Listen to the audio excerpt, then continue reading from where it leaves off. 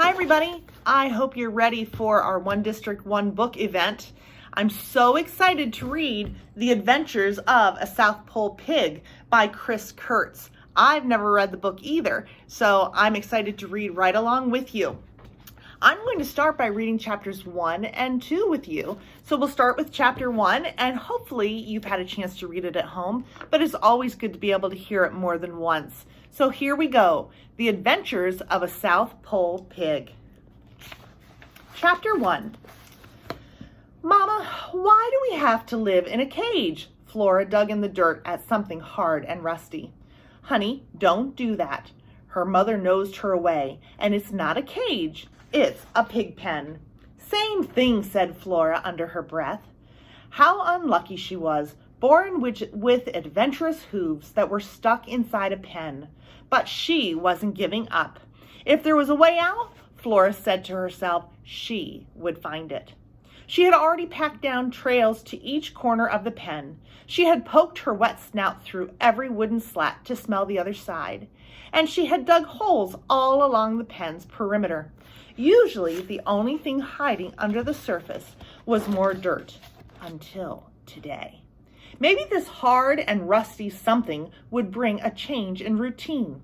As soon as her mother turned, Flora went back to digging. She scratched away busily until the thing popped out of the ground. I knew it!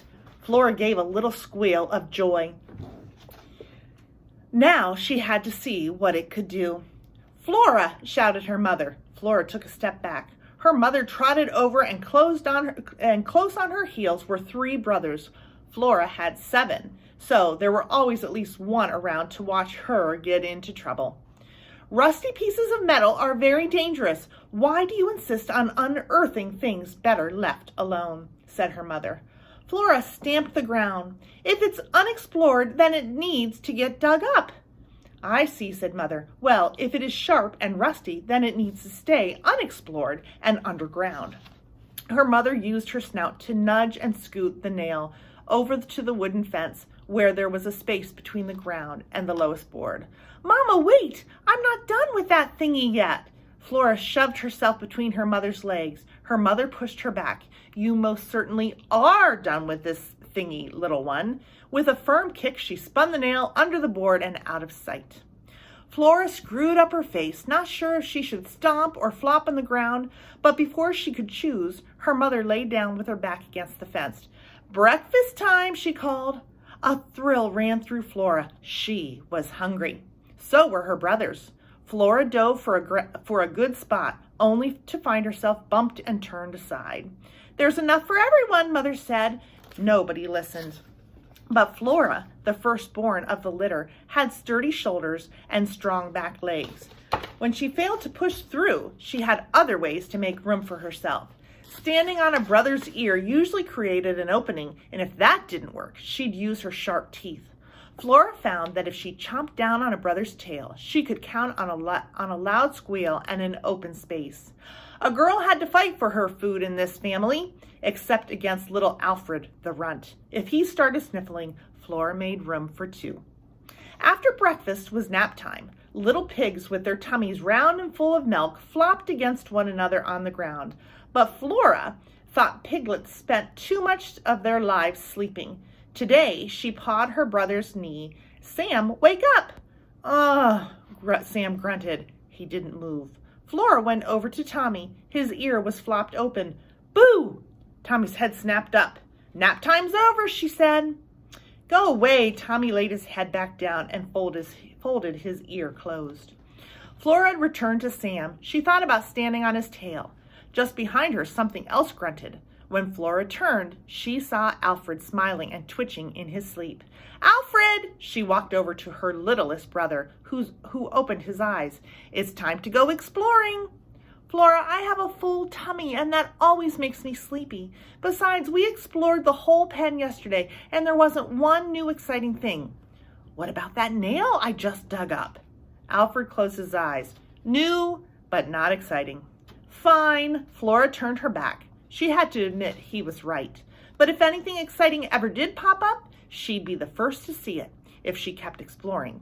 She trotted over to the manure pile, Flora's favorite lookout. It was the highest point in the pig pen and the only place Flora could hope to see anything interesting beyond her small world. She gazed past the shade of the pig pen roof to where the world was bright and sunny. Sunny junk heap, sunny grass, sunny cornfield, sunny gravel road. A familiar sound floated in. Flora cocked her head to one side to listen. Dogs. They were barking again. Now, seeing a dog would be exciting. What would it look like, she wondered. Woolly like a sheep, horned like a bull, single-hoofed like a horse, or double-hoofed like a pig? One thing was sure, dogs made more noise than all the other animals put together. As the barking died down, Flora tilted her head up at the pig pen roof. Sunlight poured through the little holes, showing bits of dust in the air. Flora moved so that one point of light landed on her front leg. This was as much direct sun as Flora ever got. She lay down carefully so the spot of light stayed on her leg and watched it. It looked like a little star.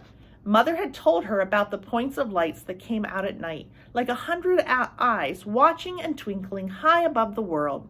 Flora wished she could see those eyes. When the spot of light moved off her leg, she scrambled up and this time looked all around. Behind her was an empty pig pen. To her right was the open side of the barn.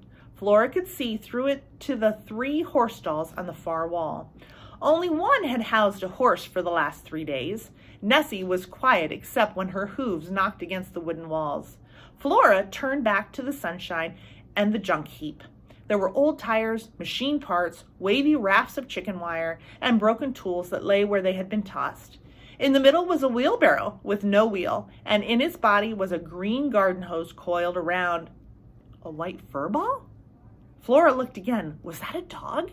The fur ball stretched and yawned. It had a black ear and a mouth full of sharp teeth. Flora's front knees trembled. This was new and exciting. The creature stepped down from the wheelbarrow and walked carelessly toward the pig pen. Should Flora warn her mother? No, she could handle the intruder. She crept off the manure pile and pushed herself close to the fence where the fur ball might enter. If it was foolish enough to step inside a pig pen guarded by a fierce, sharp-hooved piglet, she hadn't woken up today expecting a fight, but this was going to be very satisfying. If some prowling food thief thought it could sneak into her home, Flora was just the pig to teach it a lesson. She crouched. Sure enough, the fur ball slipped like water through the slats in the fence. This was it. The moment Flora would leap and... The fur ball sat down and began to lick itself. Flora managed to stop from pouncing to watch. Its little pink tongue went in and out of its toothy mouth, licking the fur in front and then working from one side to the other. This was perfect. It was so busy it would never see her coming. Flora gathered herself and then launched. Hiya! She squealed.